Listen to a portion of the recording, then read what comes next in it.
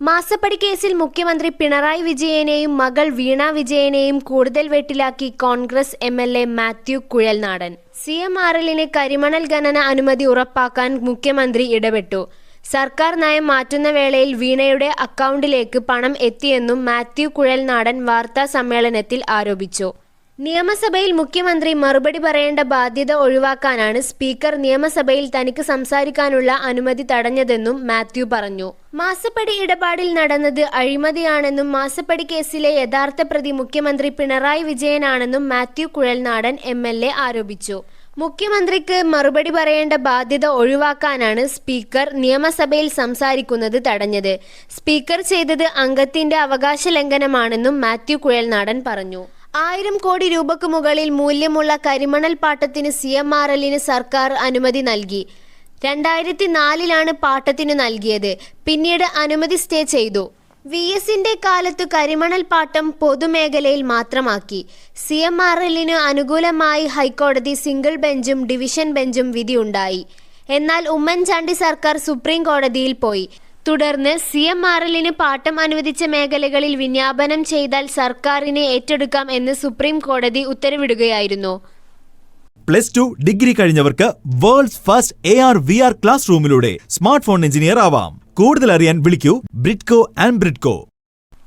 2016 April 8 Pinarayi സർക്കാർ അധികാരത്തിൽ വരികയും 2016 ഡിസംബർ 20 മുതൽ വീണയുടെ അക്കൗണ്ടിലേക്ക് CMRLൽ നിന്നും പണം എത്തിത്തുടങ്ങിയെന്നും മാത്യു കുഴൽനാടൻ പറയുന്നു.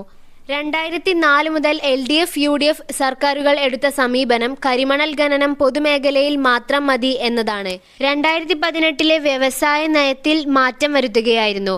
CMRLൽ നിന്ന് പാട്ടത്തിന് ലഭിച്ച പ്രദേശം ഏറ്റെടുക്കാൻ സർക്കാരിന് സുപ്രീം കോടതി അധികാരം നൽകിയിട്ടും ചെയ്തില്ല.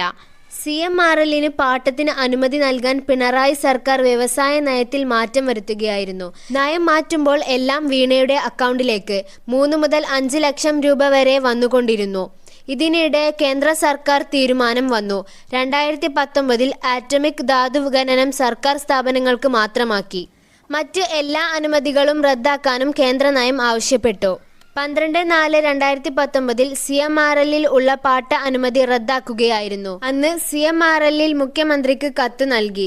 മുഖ്യമന്ത്രി വ്യവസായ സെക്രട്ടറിയോട് നോട്ട് തയ്യാറാക്കാൻ ആവശ്യപ്പെട്ടുവെന്നും മാത്യു കുഴൽനാടൻ പറയുന്നു. CMRLനു കരിമണൽ ഖനന അനുമതി ഉറപ്പാക്കാൻ മുഖ്യമന്ത്രി ഇടപെട്ടു.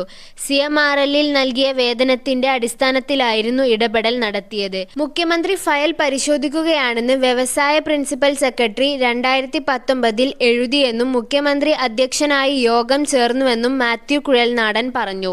മുഖ്യമന്ത്രി ഇടപെട്ട സാഹചര്യത്തിൽ അന്തിമ തീരുമാനം മുഖ്യമന്ത്രിക്ക് മുന്നിലേക്ക് പോയെന്നും മാത്യു കുഴൽനാടൻ കൂട്ടിച്ചേർത്തു. 21 ലക്ഷത്തോളം സന്തുഷ്ടരായ ഉപഭോക്താക്കളും 2 ലക്ഷത്തോളം തിമിര ശസ്ത്രക്രിയകളും പൂർത്തിയാക്കിയ മലബാറിലെ ഏക കണ്ണാശുപത്രി അൽ സലാമ ഹൈ ഹോസ്പിറ്റൽ റോഡ് പെരിന്തൽമണ്ണ.